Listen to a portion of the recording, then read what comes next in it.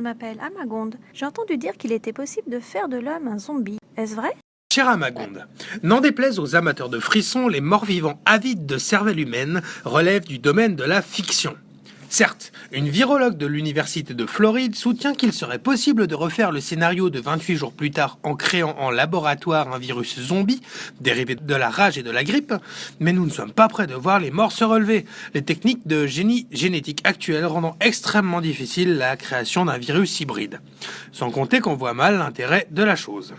Cependant, la réalité évoque parfois la fiction, surtout lorsque les médias s'en mêlent. Nourri par les fantasmes collectifs, un fait divers isolé peut ainsi prendre des allures de prélude à l'invasion, quand un témoin compare la scène à la série The Walking Dead. Le zombie cannibale de Miami n'avait rien d'un mort-vivant. Il était sous l'emprise d'une drogue dérivée du LSD provoquant entre autres hallucinations, agressivité, force décuplée, ce qui le rendait beaucoup plus proche des zombies authentiques que du zombie viral de 28 jours plus tard. Car les zombies existent. Victimes d'une pratique d'empoisonnement typiquement haïtienne et qui connaît actuellement une certaine recrudescence, ils sont plongés dans un état cataleptique afin de servir d'esclaves. Mais rassurez-vous, cette tradition n'a cours nulle part ailleurs que dans la République d'Haïti.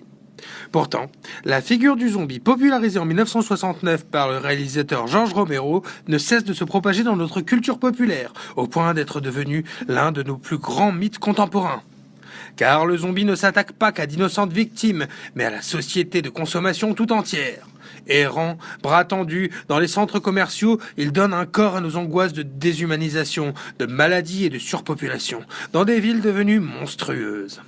Qu'il soit viral, haïtien ou accro au shopping, le zombie n'a pas fini de nous faire trembler.